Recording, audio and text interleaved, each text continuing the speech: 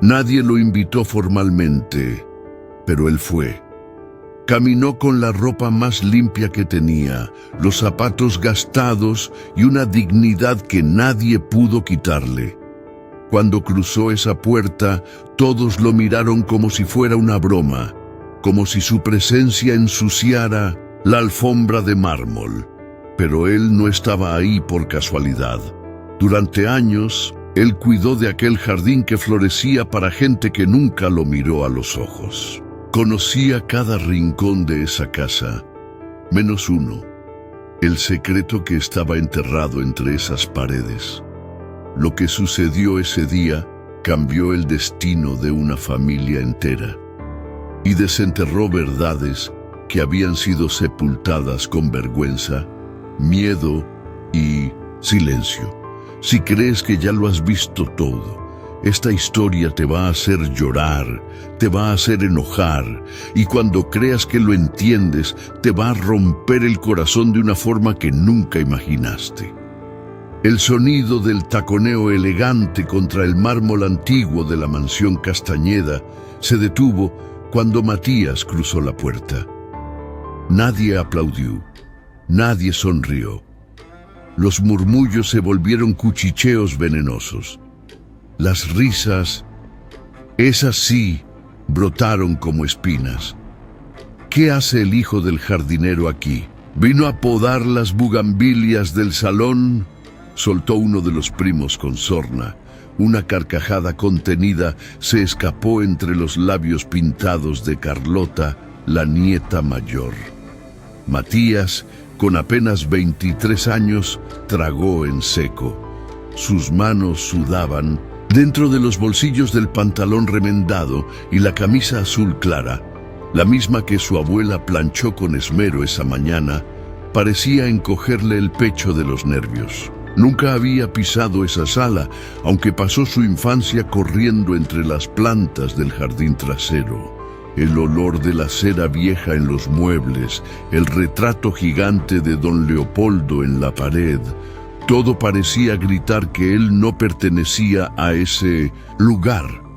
Pero ahí estaba, con la carta en el bolsillo, sin remitente. Solo una frase escrita con tinta temblorosa. Tienes derecho a saber la verdad.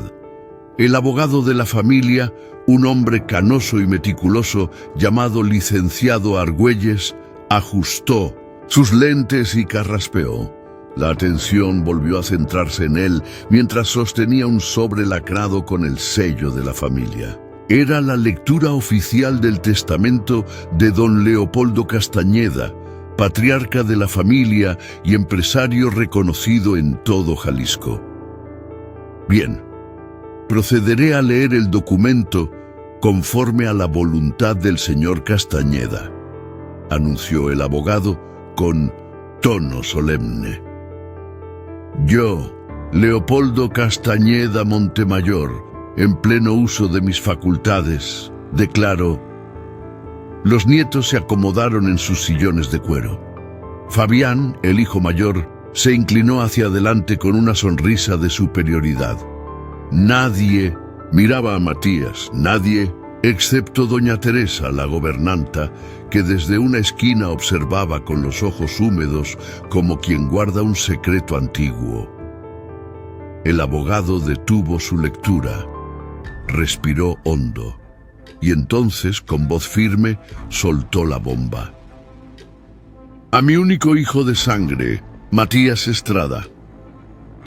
El tiempo se detuvo. Literalmente, ni los pájaros que solían cantar desde el ventanal se atrevieron a hacer ruido. Una copa de vino tinto cayó de la mano de Carlota y se estrelló contra el piso de cantera, salpicando el vestido de su prima. Un grito seco salió de la garganta de Fabián. ¿Qué clase de broma es esta? ¿Ese bastardo es hijo de mi abuelo? El abogado no contestó, solo giró su laptop, presionó play y dejó que don Leopoldo hablara desde el más allá. La pantalla mostró a un hombre viejo, de mirada cansada pero decidida. el mismo rostro del retrato colgado, aunque más humano, más roto. Si estás viendo esto, es porque ya no estoy. Matías, siéntate, no te sientas menos. La verdad puede doler, pero es el único legado digno. No tuve el valor de enfrentar a mi familia, pero no quiero morir sin dejarte lo que te pertenece. Eres mi hijo y nadie puede borrarte eso. Matías no podía moverse, ni respirar. El mundo le giraba. Silvano, el hombre que lo crió con amor entre flores, ¿no era su padre? Don Leopoldo, el patrón, su verdadero padre. Los murmullos ahora eran gritos. La familia Castañeda rugía como un enjambre de abejas herido. Eso no puede ser cierto. Seguro falsificaron el video. Ese muchacho es un oportunista. Pero el abogado no se inmutó. Hay pruebas, cartas, un video que se entregó en mano a este despacho. Todo será verificado, pero esto es legal. Y Matías miró al joven con ojos sinceros. Tienes derecho a estar aquí. Matías quiso hablar, pero solo salió un susurro. ¿Por qué nunca me dijeron nada? Doña Teresa se acercó, tomó su mano con ternura. Su voz era un hilo de viento entre las paredes antiguas. Porque en esta casa, hijo, siempre fue más fácil enterrar la verdad que enfrentarla.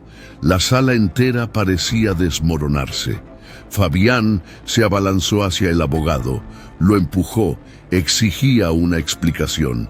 Carlota gritaba que todo era una farsa, pero Matías no escuchaba nada.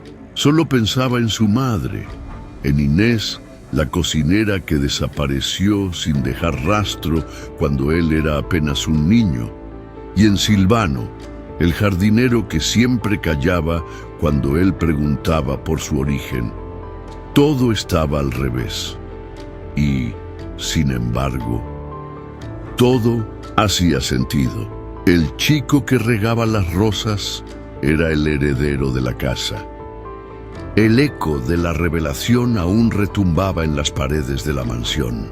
Matías caminaba sin rumbo por los pasillos, como si sus pies ya no le pertenecieran.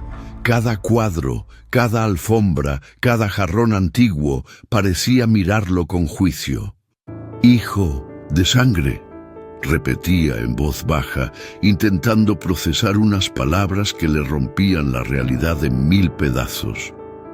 Don Leopoldo, el hombre al que solo conocía por retratos y rumores, era su padre biológico. ¿Y su madre? ¿Era cierto que había sido parte de esa casa también? Fabián, furioso, daba órdenes por teléfono a su abogado personal. Quería detener todo, desacreditar el video, exigir una prueba de ADN. «Ese muerto no puede defenderse», gritaba desde el salón principal. «Y ese bastardo no puede quedarse con nada». Silvano, mientras tanto, había desaparecido. El viejo jardinero, que hasta hace unas horas podaba rosales como todos los días, ahora estaba encerrado en la pequeña casita del fondo del jardín, temblando con la pala aún manchada de tierra entre las manos. Cuando Matías fue a buscarlo, lo encontró con los ojos rojos y la mirada perdida. «No es momento, hijo, no todavía», murmuró. Y cerró la puerta con un suspiro que parecía pesarle más que los años. La noche cayó sobre la propiedad como una sábana espesa. Matías no pudo dormir. La cabeza le giraba. Había preguntas que ya no podía enterrar. A la medianoche se levantó y caminó hasta la estufa del jardín, donde había pasado su infancia. Los olores seguían igual: tierra mojada, jazmín, lavanda, seca, pero algo en el aire se sentía distinto, como si ese lugar guardara más que flores. Fue entonces cuando vio algo extraño detrás del rosal más viejo. un montículo de tierra ligeramente removido. El corazón le palpitó con fuerza. Tomó una pala y comenzó a excavar, guiado más por el instinto que por la razón. No tardó en encontrar una caja de madera envuelta en plástico, enterrada cuidadosamente. Estaba húmeda, polvorienta, pero intacta. La abrió con manos temblorosas. Dentro había un puñado de cartas amarradas con un listón bordado y una pequeña fotografía en blanco y negro. En la imagen, una mujer joven con un delantal de cocina y una sonrisa tímida. Detrás, con letra cursiva, se leía: «Para L, con todo mi amor, Inés». Matías se sentó en la tierra, al pie del rosal, y comenzó a leer las cartas. Eran de su madre, dirigidas a don Leopoldo. Eran palabras dulces, apasionadas, llenas de ternura y miedo. «No podemos seguir viéndonos así, pero no sé cómo dejar de amarte. Prometiste que me llevarías contigo, pero cada vez que lo dices se apagan tus ojos. Nuestro hijo merece una vida digna. Crecerá entre flores, lejos del dolor». Una tras otra, las cartas revelaban un amor secreto, prohibido, un romance entre la cocinera y el patrón, y un niño nacido del silencio. Matías lloró. No sabía si por rabia, por tristeza o por alivio. Silvano, el hombre que lo había criado, lo había protegido de una historia que pudo haberlo destruido. Pero también, ¿cuánto de sí mismo había perdido en ese silencio? Esa misma madrugada, doña Teresa tocó suavemente a la puerta de su cuarto. Traía en las manos un relicario oxidado. Adentro, una fotografía diminuta de Inés y un mechón de cabello. «Este relicario fue suyo», dijo con la voz quebrada. «Me lo dio antes de irse. Me pidió que lo guardara, por si algún día su hijo preguntaba». «¿Por qué se fue?», preguntó Matías con los ojos llenos de lágrimas. «No se fue, mijo. La corrieron. Cuando los rumores comenzaron, cuando los sirvientes cuchicheaban, cuando doña Elvira, la esposa de don Leopoldo, la enfrentó. La hicieron empacar en una noche. Nadie la volvió a ver y el patrón se quedó callado. No la defendió». Matías apretó el relicario contra su pecho. La rabia le ardía por dentro. ¿Cuántas veces había jugado en ese jardín sin saber que allí, bajo sus pies, estaba enterrada la historia de su propia existencia? Esa mañana, al salir el sol, caminó hacia la casita del fondo. Silvano ya lo esperaba sentado en la mecedora. No dijo nada, solo asintió lentamente, como quien sabe que el momento ha llegado. «Sí, Matías», dijo con voz cansada. «Ella te trajo en brazos y me pidió que te protegiera. Hazlo pasar por tuyo, Silvano», me rogó. «Solo quiero que crezca lejos del desprecio». Matías no respondió. No hacía falta. En sus ojos brillaba la verdad que tanto habían querido enterrar, y el jardín, testigo de tantos silencios, empezaba por fin a hablar. El sol comenzaba a filtrarse entre las ramas de los árboles del jardín cuando Matías volvió a caminar por los senderos que había recorrido desde niño. Pero algo había cambiado. Ahora, cada paso que daba sobre la tierra húmeda parecía tener un eco distinto, como si el jardín, ese santuario de flores y secretos, respirara con él. Las rosas, sus favoritas desde siempre, estaban en plena floración. Rojas, blancas, rosadas, todas parecían inclinarse suavemente hacia él. Silvano las cuidaba como si fueran hijas. Cada espina, cada hoja, había sido tocada por sus manos. Pero ese día, mientras Matías las contemplaba, sintió algo más profundo. como si supieran, como si esas flores hubieran presenciado la verdad que tantos intentaron esconder. Silvano apareció desde la parte trasera de la estufa con su gorra vieja en la mano y la mirada baja. ¿Sabes por qué las rosas no lloran?, preguntó de pronto, rompiendo el silencio. Matías lo miró confundido, porque ya lo hicieron todo en silencio. Absorben el dolor desde la raíz, como lo hiciste tú. Se sentaron en un banco de madera, rodeados de lavandas y jazmines. Silvano, con la voz rasposa, empezó a contar lo que jamás se había atrevido. El día que tu madre me pidió que te criara, fue el día que más me dolió ser pobre. No porque no tuviera dinero, sino porque no tenía poder. Poder para protegerla. Poder para gritarle al mundo quién eras tú. Pero hice lo único que podía. Te amé, como si hubieras salido de mi sangre. Matías bajó la mirada. Sentía un nudo en la garganta que no podía deshacer. Silvano no era su padre biológico, pero había estado ahí en cada caída, en cada fiebre, en cada cumpleaños sin pastel. ¿Y por qué nunca me lo dijiste?, preguntó con la voz entrecortada. Porque tenía miedo de que, al saber la verdad, dejaras de verme como tu padre. Un silencio largo se apoderó del lugar.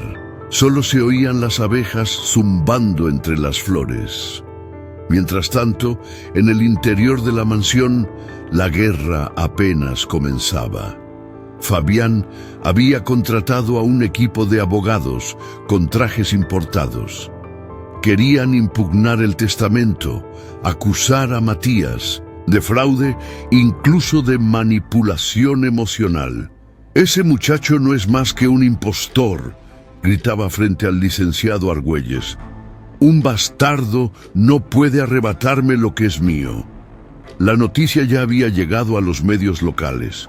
Titulares como «El hijo oculto del patrón» o «La fortuna entre las flores» comenzaron a circular. La familia Castañeda, símbolo de tradición y pureza de linaje en Guadalajara, ahora estaba en el ojo del huracán. Pero Matías no quería cámaras, no quería fama, solo quería entender por qué. ¿Por qué su madre había sido arrancada de esa casa? ¿Por qué don Leopoldo la amó en secreto, pero nunca tuvo el valor de protegerla? Fue entonces cuando doña Teresa, la fiel gobernanta de la familia, lo llamó con urgencia. Lo condujo a un rincón del ala vieja de la mansión donde pocos entraban. Ahí, en una pequeña caja de terciopelo, guardaba un relicario antiguo y una carta nunca enviada. «Esto era de tu madre, y esta carta, don Leopoldo la escribió pero nunca la entregó». Matías abrió el papel con manos temblorosas. La letra era firme, aunque algo torcida. Decía: «Perdóname, Inés, por cada noche que te amé en silencio, por cada vez que me faltó el valor. Te juro que jamás dejé de pensar en ustedes, pero nací cobarde, y mi apellido fue mi prisión. Si algún día nuestro hijo lee esto, quiero que sepa que me arrepiento y que lo amo, aunque nunca tuve el valor de decírselo». Matías sintió un golpe en el pecho. Era un amor cobarde, pero amor al fin. Un amor que no fue suficiente para protegerlos, pero que existió. Esa noche volvió al jardín.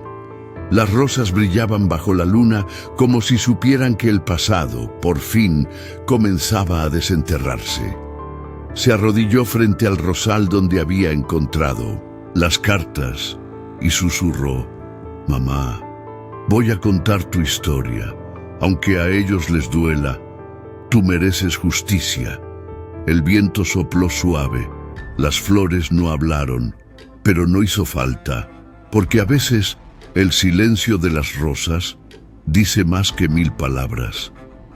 El rancho El Mirador que durante décadas había sido sinónimo de prestigio, tradición y poder, ahora era el epicentro de un escándalo que se esparcía por todo Jalisco como pólvora mojada en veneno.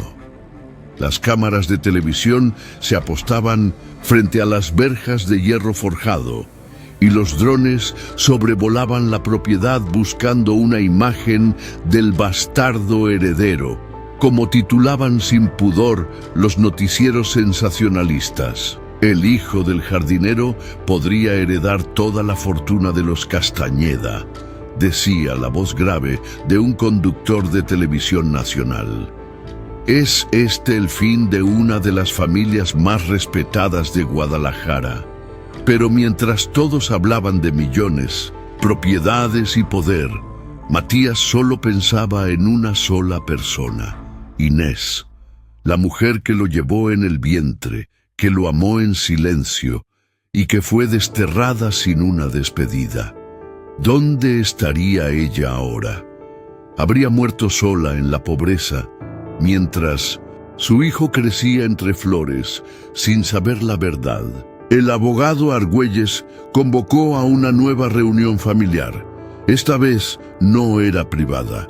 La prensa ya había sido informada y los Castañeda querían, según decían, limpiar su nombre. Pero en el fondo, todos sabían que esa era una jugada desesperada para intentar frenar la marea.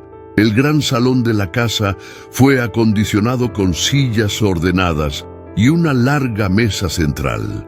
En la cabecera, como si el fantasma de don Leopoldo aún tuviera voz, reposaba un retrato suyo con un lazo negro en la esquina. Cuando Matías entró, los murmullos no se hicieron esperar. Llevaba puesta la misma camisa celeste que su abuela le había planchado semanas atrás, como un recordatorio de sus raíces. Caminaba erguido, pero con los ojos cansados.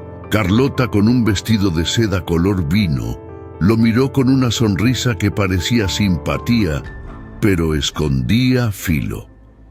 «Me alegra que vinieras», le susurró acercándose. «Tal vez podamos hablar como hermanos». Matías no respondió. Sabía que detrás de cada palabra amable de Carlota había un cálculo frío.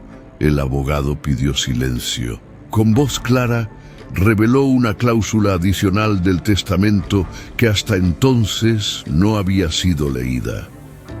«Yo, Leopoldo Castañeda, dejo constancia de que la casa principal del rancho El Mirador, junto con las tierras colindantes, serán entregadas en su totalidad a Matías Estrada, como símbolo de mi arrepentimiento y de su legítimo derecho. El resto de mis bienes será repartido entre mis descendientes». Hubo un segundo de absoluto silencio, y luego el infierno. Fabián se puso de pie de un salto, volcó una silla, golpeó la mesa con el puño. «¡Esto es una burla!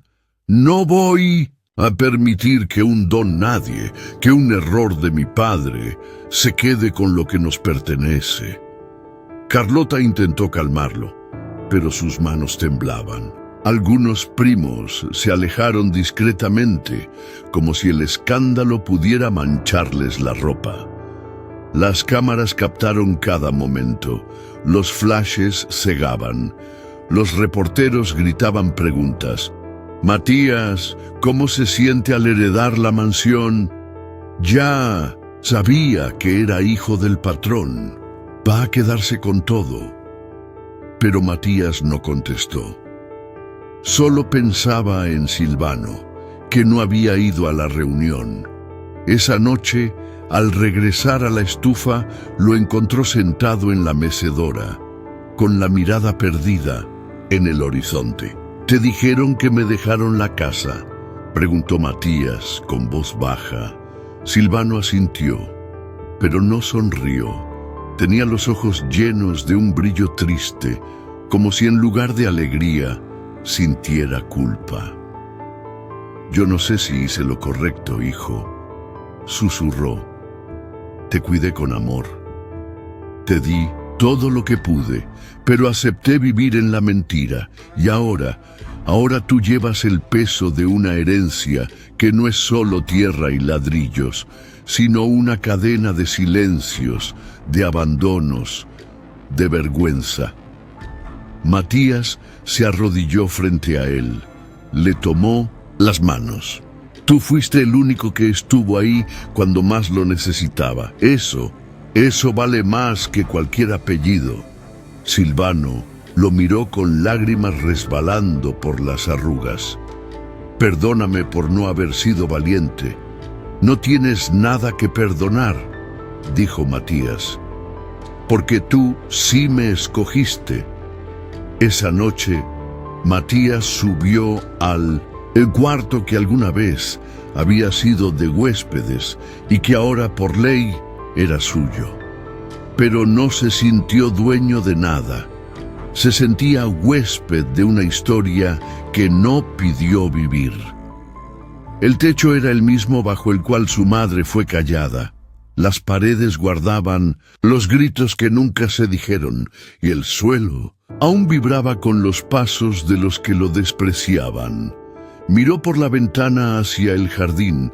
Las rosas seguían allí, resistiendo, floreciendo a pesar del clima, y supo en ese instante que esa herencia no era solo un privilegio, era también una responsabilidad, la de honrar a los que fueron olvidados y la de romper el ciclo de vergüenza que había envenenado a los Castañeda por generaciones. La carretera hacia Tequila se extendía como una serpiente gris entre campos de agave. Matías miraba por la ventana del autobús, con el corazón agitado y un cuaderno viejo sobre las piernas. Llevaba días sin dormir bien, con la mente atormentada por recuerdos que no vivió, pero que ahora lo reclamaban como suyos. En su mochila, además de ropa sencilla, guardaba el relicario de Inés, las cartas enterradas en el jardín y el testamento. Pero lo más pesado que cargaba era la necesidad de entender por qué todo había sido escondido por tantos años. La casa que don Leopoldo le dejó estaba ubicada en las afueras de Tequila, sobre una colina rodeada de pinos y lavandas silvestres. Los vecinos la conocían como la Casa de Piedra por su fachada de cantera gris y ventanas con marcos de hierro forjado. Una casona antigua, silenciosa, que parecía más un retiro que una herencia. Apenas Matías cruzó la puerta de madera tallada, el olor a madera, vieja, polvo y libros lo envolvió como una memoria dormida. Los pisos crujían bajo sus pasos. Las paredes estaban cubiertas por estanterías llenas de libros de botánica, filosofía y cartas náuticas. Sobre el piano, cubierto por una tela blanca, reposaba un sobre lacrado con su nombre escrito a mano. «Para cuando todo salga a la luz», decía el sobre. Matías lo abrió con dedos temblorosos. Dentro, una carta de don Leopoldo escrita con tinta azul. «Si estás leyendo esto, es porque el miedo ya no tiene poder sobre nosotros. Yo fui un cobarde, Matías. Amé a tu madre con todo lo que tenía, menos con valor. No supe defenderla, no supe protegerte, pero no quise que murieras sin saber que fuiste amado». Matías cerró los ojos. Por fin, las piezas comenzaban a encajar, aunque con dolor. Mientras recorría la casa, descubrió una escalera de caracol que bajaba hacia un sótano. La humedad se sentía en la piel. En el fondo, una pequeña habitación con muebles cubiertos por sábanas. Al retirar una de ellas, encontró un armario empotrado con llave. Forzó la cerradura con una navaja, y lo que encontró dentro lo dejó paralizado. Decenas de álbumes fotográficos, cuidadosamente archivados. En el primero, una imagen que le cortó la respiración. Era él, de bebé, en brazos de Inés, ambos sonriendo en un jardín. En otra, Inés de pie frente a un rosal, y más allá, don Leopoldo, mirándola como si el mundo se acabara en sus ojos. Fotos íntimas, secretas, prohibidas. Entonces sí me amaste, susurró Matías con la voz quebrada. Las lágrimas le corrían sin permiso. Pasó horas revisando los álbumes, descubriendo una historia paralela que había sido borrada de la versión oficial de los Castañeda. Don Leopoldo sí había estado presente, pero siempre en la sombra, siempre escondido. Esa misma noche, cuando la luna ya se asomaba entre los árboles, Matías escuchó un auto detenerse frente a la casa. Se asomó por la ventana y reconoció a Carlota, que bajaba con una chaqueta elegante y un bolso caro. Su visita no era casual. Tocó la puerta con suavidad, como si quisiera evitar despertar viejos fantasmas. «Vine a verte», dijo, fingiendo una sonrisa. «Solo quiero hablar». Matías la hizo pasar, aunque sus ojos se mantenían alerta. Carlota caminó por la casa con mirada inquisitiva, como si calculara el valor de cada objeto. Se detuvo frente al piano, alzó una ceja y luego miró a Matías con voz suave. «No tienes por qué hacerlo solo. Podríamos ayudarte, ser una familia». Él se cruzó de brazos. «¿Qué buscas, Carlota?» «Saber la verdad», dijo acercándose. «Más. Solo quiero entender si de verdad crees que todo esto te corresponde». Fue en ese momento que vio uno de los álbumes abiertos sobre la mesa. Su expresión cambió. Se quedó mirando una de las fotos, la que mostraba a don Leopoldo, joven, besando la frente de Inés embarazada. «¿De dónde sacaste esto?», preguntó ahora sin disfraz. «De esta casa, la que me dejaron, la que él usaba para amarla en secreto». Carlota apretó los labios.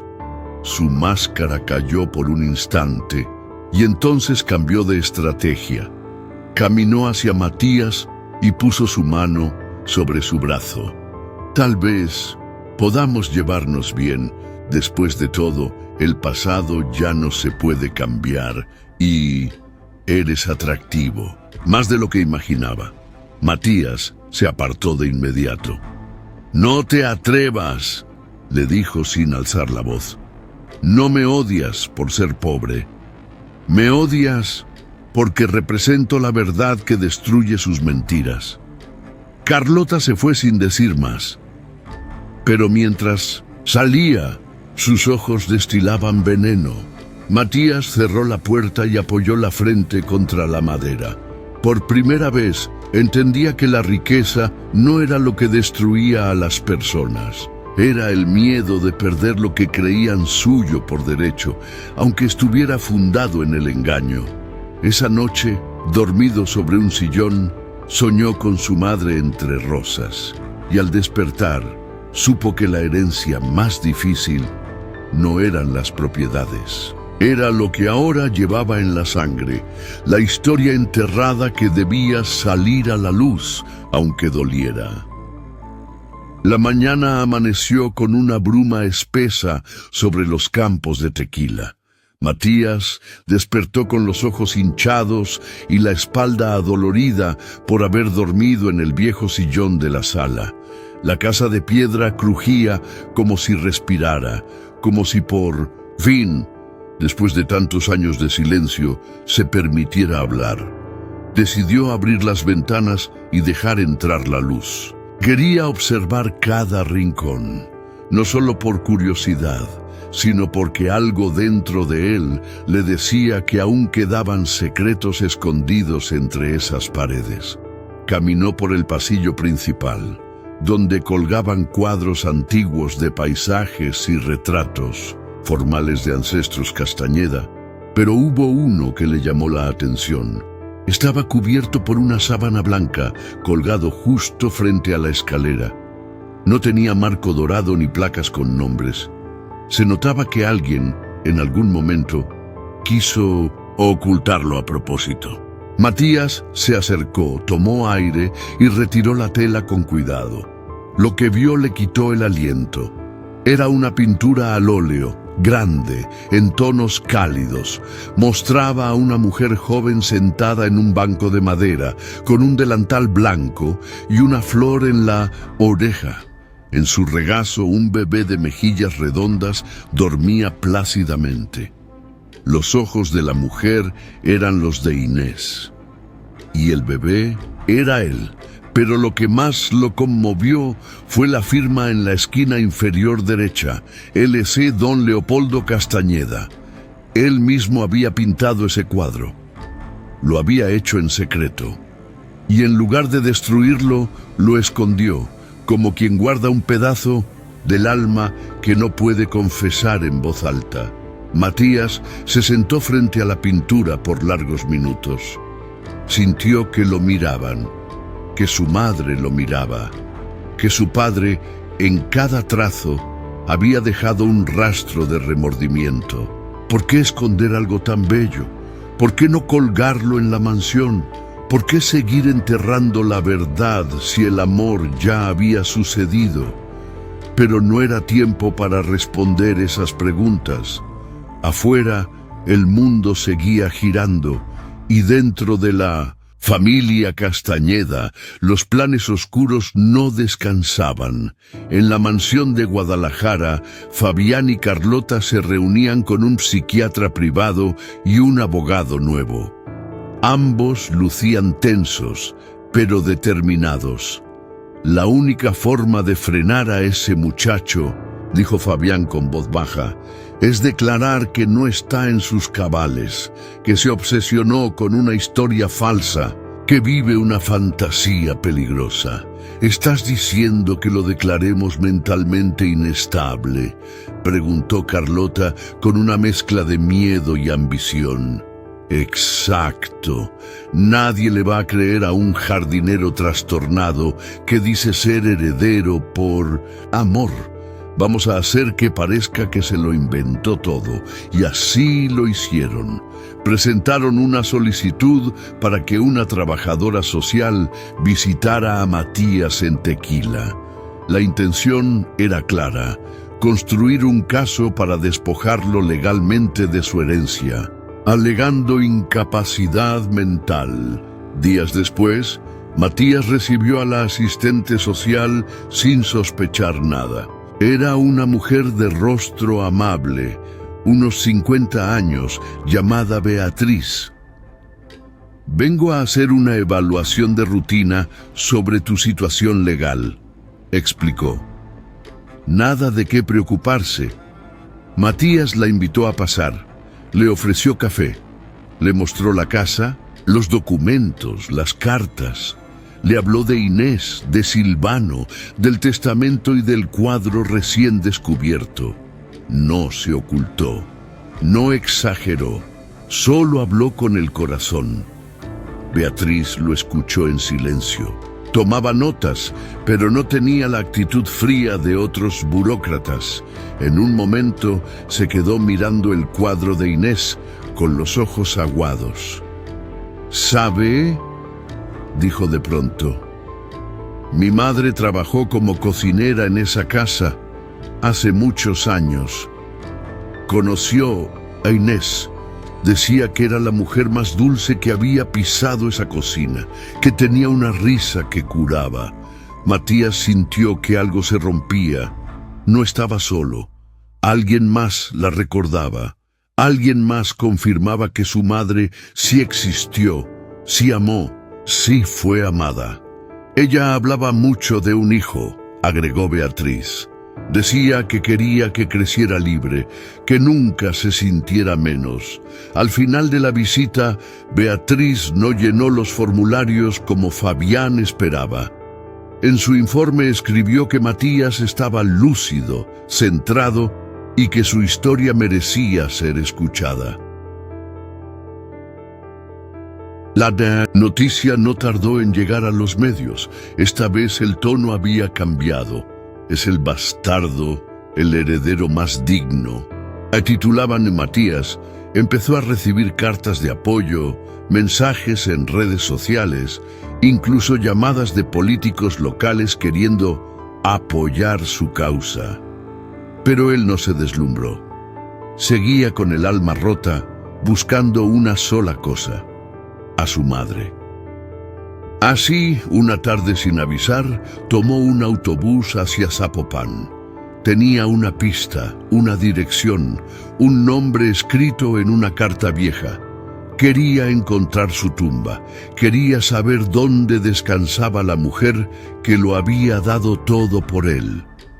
Porque, veces, antes de reclamar lo que se hereda, uno necesita honrar lo que fue perdido. El autobús avanzaba lento por las calles empedradas de Zapopan.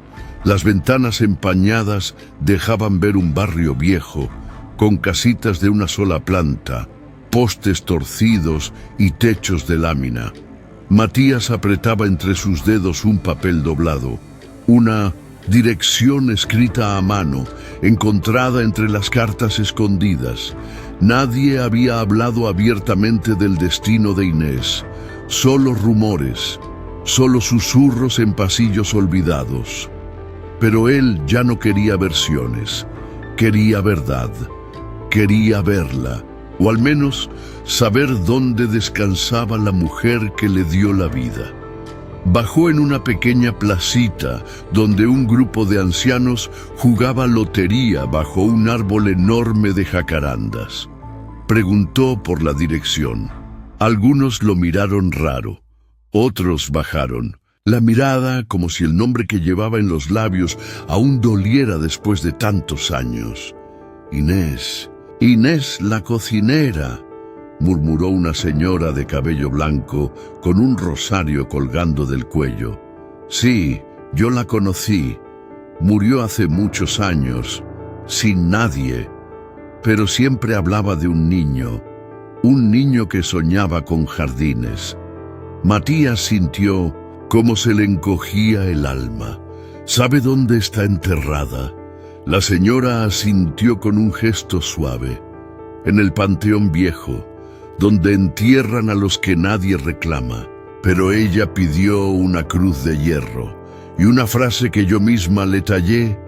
Caminaron juntos por las calles de tierra hasta llegar al cementerio. No había mármoles elegantes ni flores frescas. Solo tierra seca, cruces oxidadas y nombres borrados por el tiempo. En una esquina, bajo la sombra de un pirul, la mujer se detuvo y señaló. Ahí. Esa es. Matías se arrodilló frente a la cruz. El nombre estaba casi ilegible, pero aún se alcanzaba a ver. Inés Gutiérrez, bajo el nombre Una, frase grabada con letra temblorosa. Gracias por darme un motivo para vivir. Las lágrimas no pidieron permiso, cayeron sobre la tierra con fuerza. Matías colocó ambas manos sobre el suelo como si buscara abrazarla a través de la tumba. Perdóname por llegar tan tarde, mamá, susurró. Perdóname por no buscarte antes, por no saber. Sacó del bolsillo una flor arrancada del jardín de la casa en Tequila, una rosa blanca, su favorita. La colocó junto a la cruz. Prometo que tu historia no morirá jamás.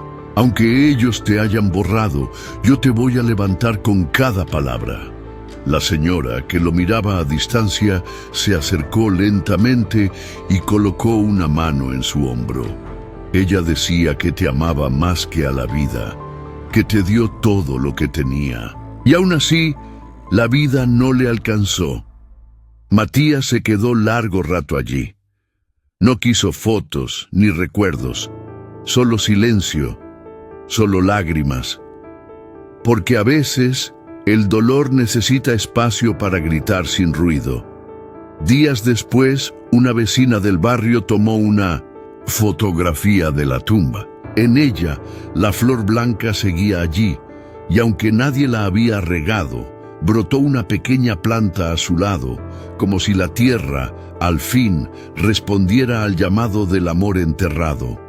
Pero mientras Matías buscaba consuelo en el pasado, en la mansión de los Castañeda las cosas empeoraban. Los abogados de la familia, desesperados por frenar el avance legal de Matías, lograron que un juez suspendiera temporalmente la entrega de bienes. Alegaban que el testamento tenía inconsistencias y que se debía abrir una nueva audiencia.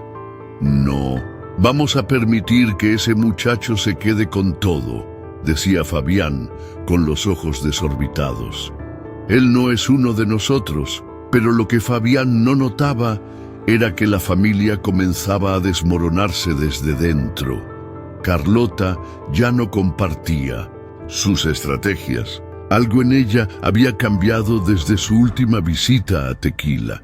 Quizá fue el retrato, o las fotos, o tal vez el dolor contenido que vio en los ojos de Matías, como si, por un instante, hubiera recordado que todos tenían madre, y que todos, en el fondo, eran hijos de alguna historia que los marcó. Las discusiones entre ellos aumentaban. Se acusaban mutuamente de haber dejado llegar el escándalo tan lejos. La prensa ya no hablaba del bastardo del jardinero, sino del heredero de la verdad. Y eso los enfurecía más que la pérdida de dinero. Mientras tanto, Matías regresó al rancho con otra mirada. Ya no era solo el muchacho confundido que buscaba respuestas. Era un hombre que había tocado el dolor en su forma más pura. Un hijo que, aún sin madre viva, se sentía más hijo que nunca. Esa noche volvió a la estufa. Silvano lo esperaba con café caliente y los ojos brillosos. ¿La encontraste? Matías asintió. No hacía falta hablar. Se sentaron juntos en silencio, viendo las luciérnagas danzar entre las plantas. Y entonces Silvano dijo: la verdad es como el agua. Tarde o temprano, encuentra su camino. El aire en la estufa olía a café recién colado y a bugambilia mojada.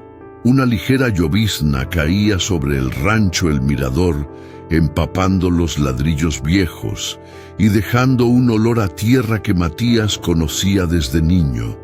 Esa mañana, mientras regaba las plantas junto a Silvano, escuchó el crujido de la puerta principal de la casa grande. Era doña Teresa, la gobernanta de toda la vida, con su bastón en una mano y una bolsa de tela bordada en la otra. «Muchacho», dijo con voz temblorosa, «antes de que mi corazón me traicione, tengo que darte algo».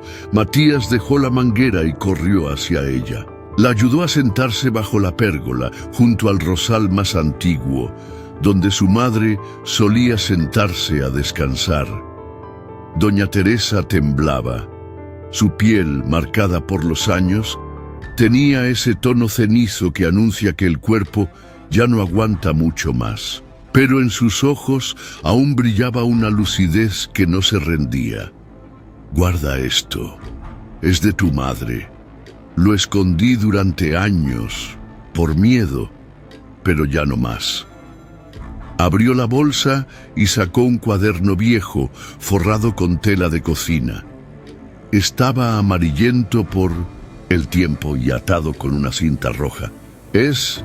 Matías no pudo terminar la frase. «Sí, es su diario. Inés lo escribía cada noche, cuando todos dormían. Me pidió que lo quemara si algo le pasaba, pero no tuve el valor y ahora sé que fue lo correcto». Matías sostuvo el cuaderno con manos temblorosas, como si se tratara de un tesoro sagrado. Subió a su habitación y se encerró. Encendió una vela, se sentó en el suelo y abrió la primera página. El olor a tinta seca y pan horneado lo golpeó de golpe. Día 3 de octubre. Hoy sentí por primera vez que mi corazón ya no me cabe en el pecho. Él me miró con esos ojos que lo dicen todo, pero no dijo nada. Don Leopoldo es un cobarde dulce, un hombre que ama sin coraje.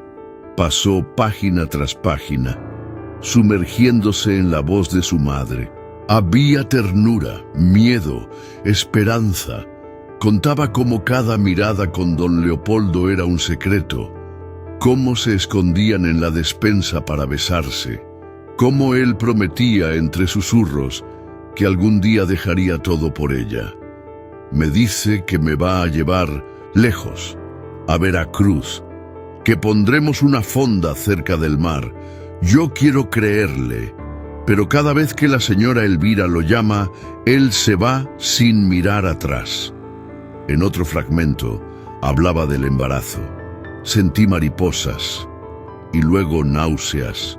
Me hice un rebozo para esconder la panza.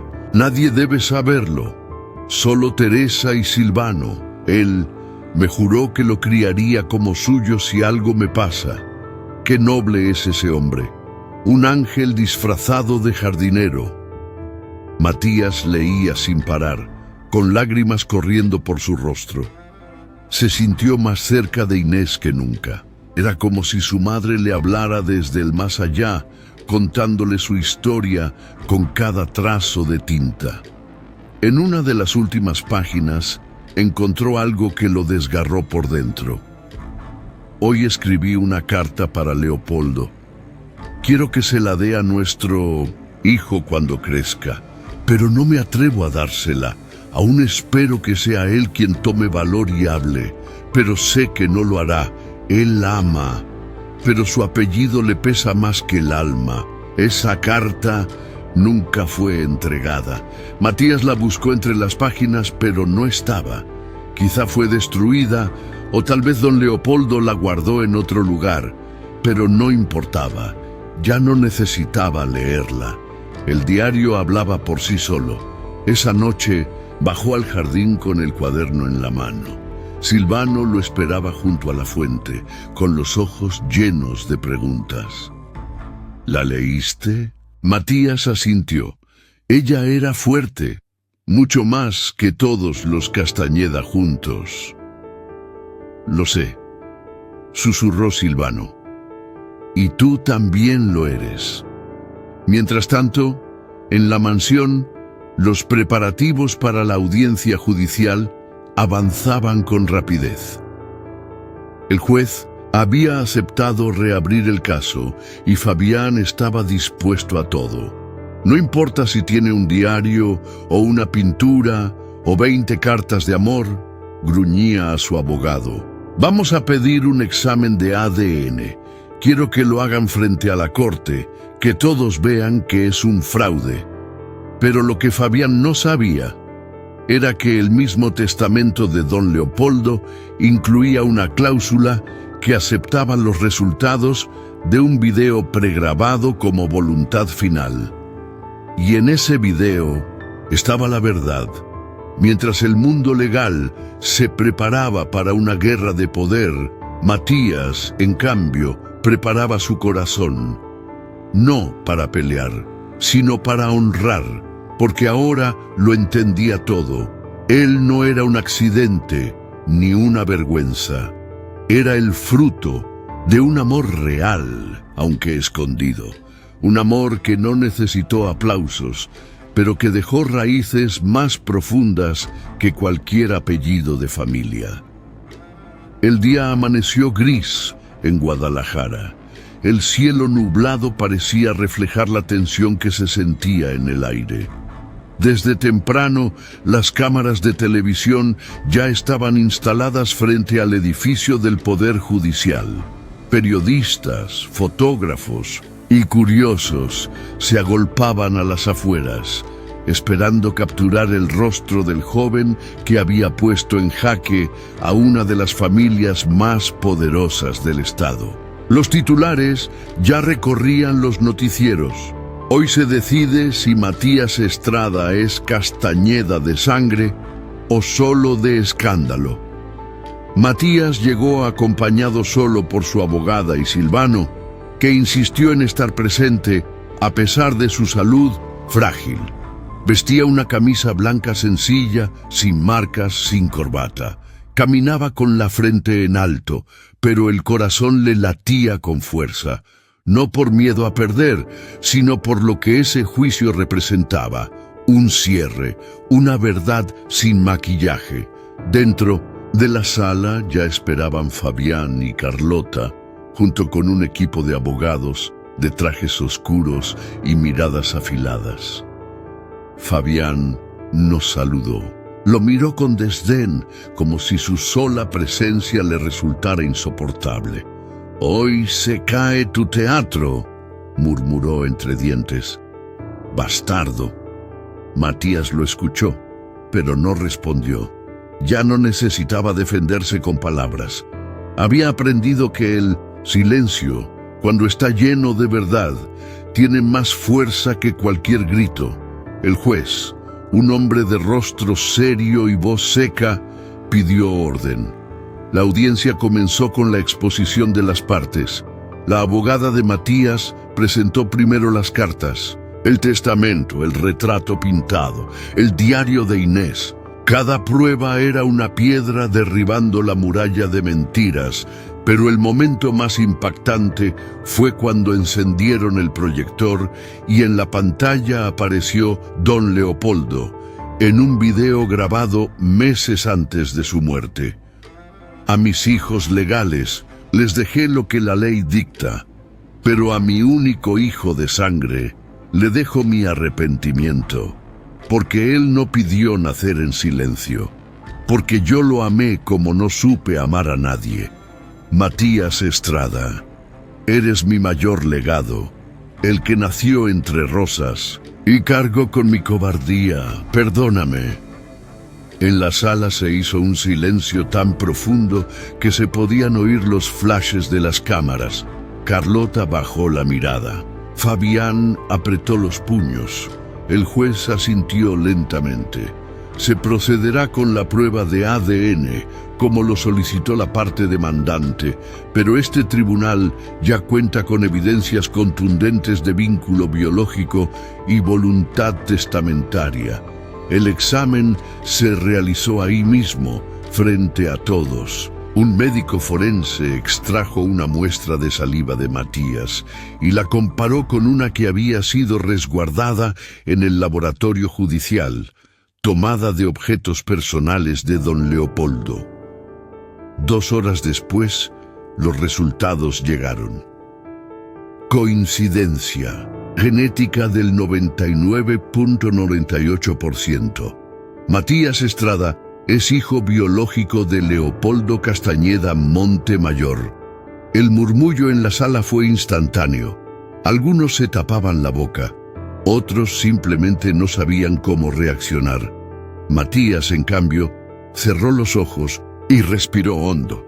No sintió victoria, sintió alivio, como si por fin el peso de tantos años de dudas, rechazos y silencios se hubiera desvanecido con una simple hoja de papel.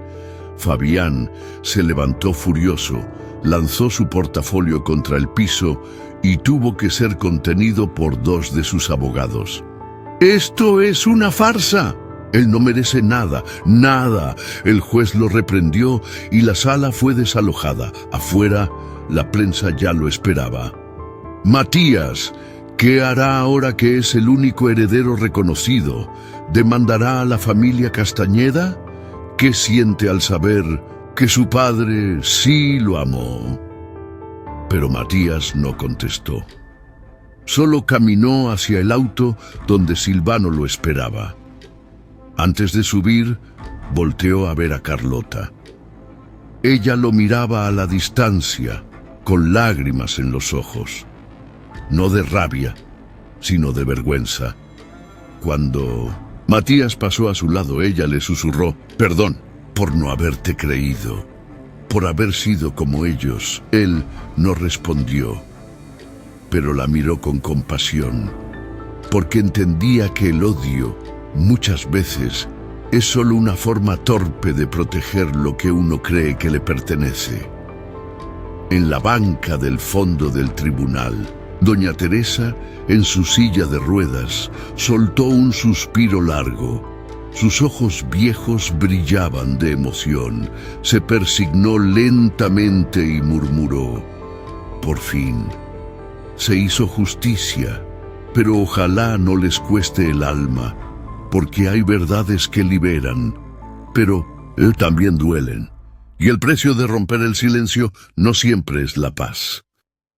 Guadalajara se paralizó por un instante.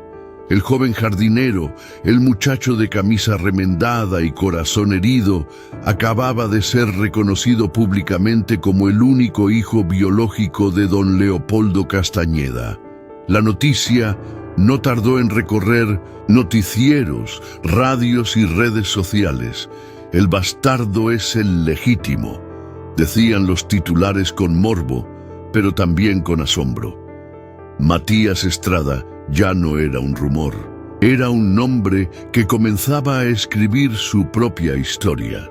La familia Castañeda, ahora en ruinas morales, se desvanecía bajo el peso de sus propios secretos. Fabián, humillado y expulsado de la junta directiva de las empresas familiares, se refugió en el extranjero sin dar declaraciones. Carlota, en cambio, se mantuvo en la ciudad, ausente de los medios, como si buscara el perdón que no sabía cómo pedir. Pero el país quería saber qué haría Matías con la herencia. ¿Se mudaría a la mansión? ¿Vendería las tierras? ¿Buscaría venganza? La respuesta llegó una semana después, en una rueda de prensa organizada en el mismo jardín donde don Leopoldo acostumbraba dar discursos políticos. Bajo el mismo arco de bugambilias, con cámaras de todos los canales apuntándole al rostro, Matías se paró frente a los micrófonos. No traía traje, no llevaba guardaespaldas. Solo vestía una camisa blanca sencilla y un pin con una rosa bordada en el pecho. Tomó aire y habló. «No crecí entre lujos, no tuve un apellido que me abriera puertas, pero tuve algo que muchos de ellos no conocen: amor sincero, una madre que me soñó con flores y un hombre humilde que me dio su nombre sin pedir nada a cambio». Hizo una pausa. El silencio era total. «Por eso he decidido donar el 80% de la herencia que recibí. Será destinada a crear una fundación en honor a mi madre, Inés Gutiérrez. Una organización dedicada a apoyar a mujeres abandonadas, madres solteras y trabajadoras domésticas que, como ella, fueron olvidadas por la historia». Hubo un murmullo generalizado. Nadie esperaba eso. Todos imaginaban ostentación, revancha, poder. Pero Matías eligió algo más profundo. Además, la mansión de los Castañeda será convertida en un centro cultural gratuito para hijos de trabajadores del hogar, jardineros, cocineras, porteros, para todos esos niños a quienes nunca se les permitió soñar dentro de esas paredes. El aplauso comenzó lento. 1, 2, y después una ovación. Algunos lloraban, otros no podían creerlo.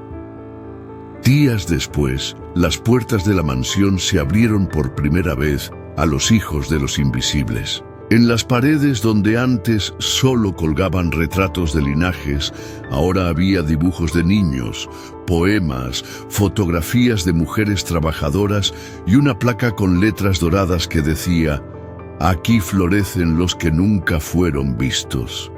Matías no. Se quedó a vivir ahí. Prefirió volver a la casa sencilla junto a la estufa donde todo había comenzado. Silvano, ya retirado del trabajo, lo acompañaba cada mañana en el cuidado de las plantas. «Nunca imaginé esto», decía el viejo, mientras removía la tierra con sus manos temblorosas. Un día sembrábamos dalias y al otro sembramos historia. Una tarde, Carlota llegó sin avisar. Tocó la puerta con una flor en la mano. Rosa blanca. Matías abrió. La vio diferente, más delgada, sin maquillaje, sin joyas. «No vengo a pedir nada», dijo antes de que él hablara. «Solo no sé cómo pedir perdón, no sé por dónde empezar». Matías la miró largo rato, no con rencor, sino con algo más difícil, comprensión. «La herida de mi madre no se borra, ni la vergüenza que le hicieron pasar, pero tú puedes elegir no repetir lo que ella sufrió». Carlota rompió en llanto, lloró como niña, como si toda su arrogancia se hubiera desmoronado de golpe. «Yo la vi», confesó entre sollozos. «La vi llorar una noche. La escuché pedirle a mi abuelo que la dejara quedarse. Y yo, con solo 9 años, la llamé sirvienta frente a todos. Nunca lo olvidé. Y me odié por eso». Matías le ofreció un pañuelo. No dijo más. A veces, el perdón no viene con palabras, sino con silencios compartidos. Desde ese día, Carlota comenzó a colaborar como voluntaria en la Fundación Inés Gutiérrez. Enseñaba lectura a mujeres mayores y organizaba charlas con psicólogas. Por primera vez encontraba sentido fuera del apellido Castañeda. Matías, mientras tanto, seguía sembrando. Pero ya no solo flores, sembraba dignidad, sembraba memoria. Y sobre todo, sembraba justicia en un terreno donde antes solo hubo desprecio. La noticia recorrió todo Jalisco.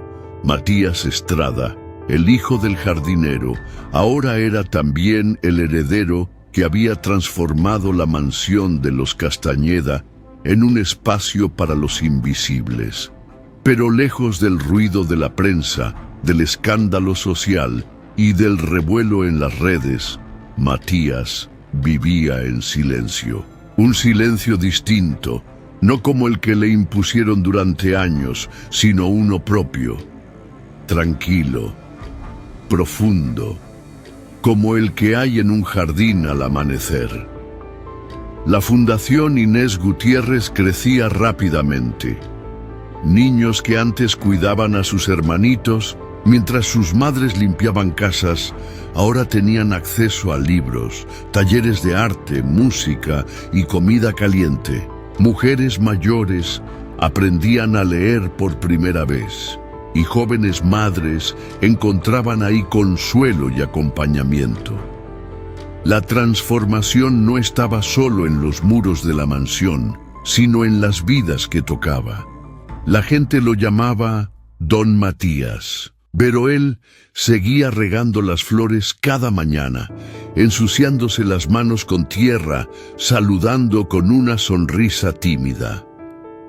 Un día, la presidencia municipal de Guadalajara lo invitó a una ceremonia en el Teatro Degollado.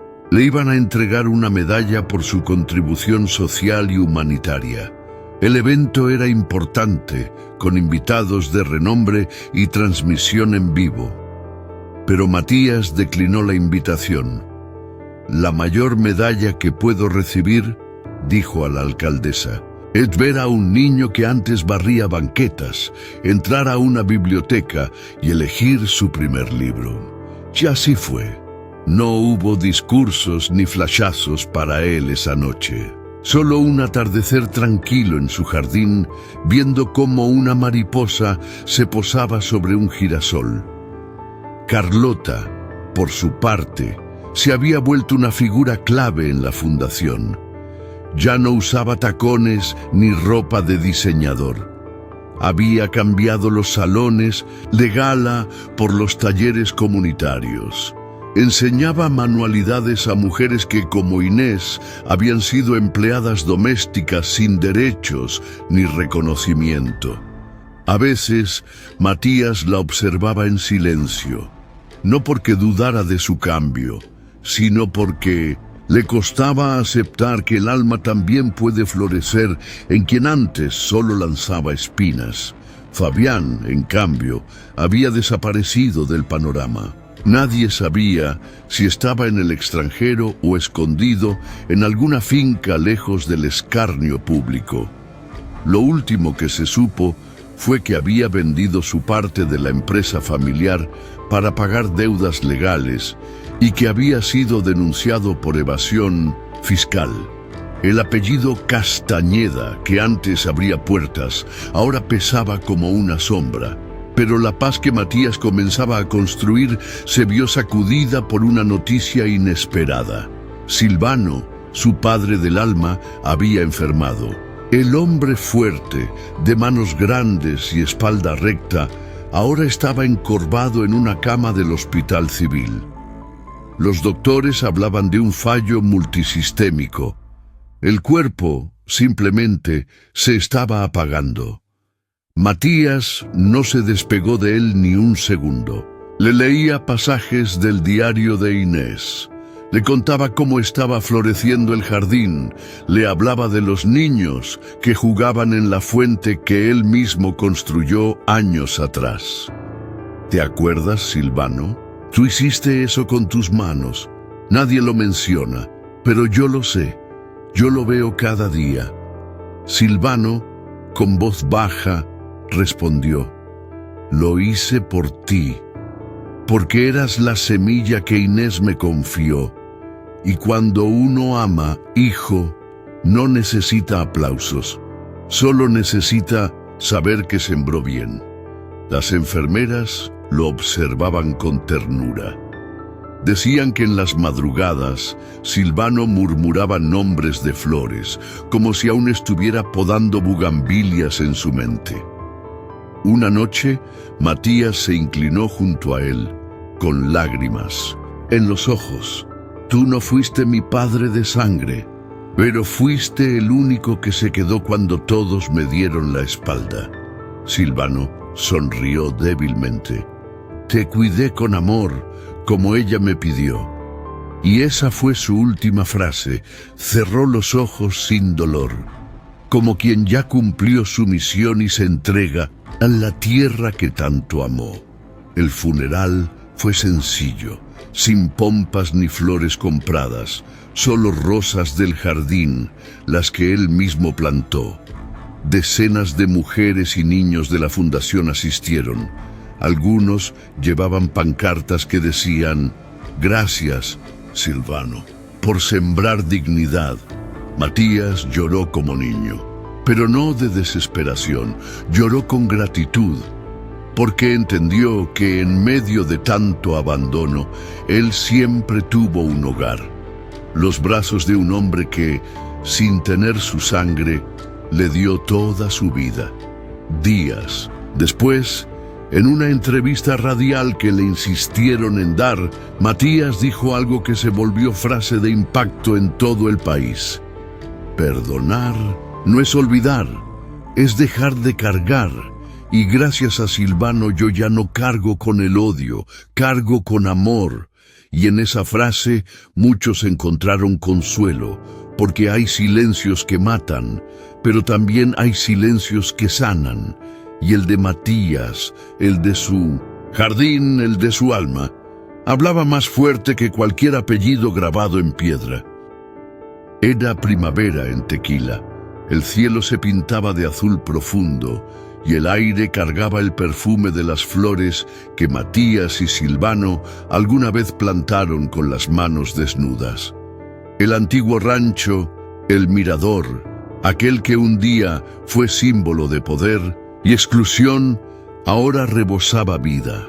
Voces de niños, carcajadas sinceras y pasos curiosos recorrían los pasillos que antes guardaban secretos. En el centro del terreno, junto a la fuente restaurada, un nuevo espacio se alzaba: el jardín de Inés. Matías lo inauguró en silencio, sin cámaras, sin discursos largos, sin funcionarios ni cintas rojas, solo con las personas que realmente Importaban mujeres trabajadoras, sus hijos y un grupo de voluntarios que habían hecho de la fundación su hogar. Cada flor plantada llevaba el nombre de una mujer olvidada, una historia ignorada, una vida callada por años. En placas de barro podía leerse: María, la que limpiaba casas y soñaba con ser enfermera; Rosalía, madre soltera de 5, abandonada pero jamás vencida; Inés, cocinera y madre de un heredero que nació entre rosas. Durante la ceremonia íntima, un niño morenito con los zapatos rotos, pero los ojos brillantes, se le acercó a Matías. ¿Tú también eras jardinero? Matías sonrió, se agachó a su altura y le respondió: lo sigo siendo, pero ahora planto historias. A su alrededor, muchos comenzaron a llorar en silencio. Era la verdad más poderosa que se había dicho desde que la familia Castañeda cayó del pedestal que ellos mismos construyeron. El jardín se convirtió en un santuario, no religioso, sino emocional. Personas de todo el estado venían a ver el lugar donde el bastardo eligió sembrar paz en vez de venganza, donde en vez de levantar muros, abrió puertas, y donde, en lugar de escribir su historia con oro, la escribió con tierra, lágrimas y amor verdadero. Un mes después, llegó una última carta. Había sido enviada por el notario personal de don Leopoldo, pero nunca fue entregada en su momento. Estaba dirigida a Matías. El sobre, ya desgastado, tenía una caligrafía firme, como si su autor hubiera querido asegurarse de que esas palabras sobrevivieran al tiempo. Matías la abrió con manos temblorosas. Dentro había solo una hoja. Hijo, aunque no tuve el valor de verte crecer, te vi en cada flor que florecía en este rancho. Me escondí detrás de la cobardía, pero no dejé de amarte. Vi cómo Inés te cuidaba desde lejos y cómo Silvano te dio lo que yo no pude. No te merezco, pero aún así tú me venciste con el corazón. Me avergüenza saber que tú fuiste todo lo que yo no tuve el valor de ser. L.C. Matías se quedó sentado bajo un mezquite, leyendo la carta una y otra vez. No lloró. Ya no. Había comprendido que el dolor no siempre se llora. A veces se riega, se transforma y florece. Ese mismo día visitó el cementerio de Zapopan. Llevó un ramo de gardenias blancas.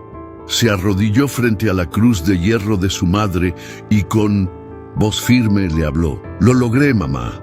Sin odiar, sin pisotear, con tus palabras, con tu fuerza. Ya nadie se atreverá a decir que no exististe. Dejó la carta de don Leopoldo junto a la tumba, como símbolo de que todo, al fin, había regresado a su lugar. Y así, el hijo del jardinero, aquel muchacho ridiculizado, silenciado y humillado, se convirtió en el eco de una verdad más poderosa que cualquier apellido. La dignidad no se hereda, se construye. Hoy, quienes antes se burlaban de él, lo recuerdan con respeto, y los niños que visitan el jardín de Inés aprenden que el amor no necesita apellidos, que la justicia puede ser suave como pétalo, pero firme como raíz, y que, a veces, cuando todo parece perdido, es justo cuando la flor más valiente decide brotar, porque en ese lugar, entre lavandas, bugambilias y rosas, el silencio ya no pesa, el silencio florece. Si llegaste hasta aquí, cuéntame en los comentarios qué te pareció esta historia. Te invito a descubrir más relatos impactantes en nuestro canal. Suscríbete y sigue disfrutando de videos llenos de emoción y sorpresas. Nos vemos en el próximo.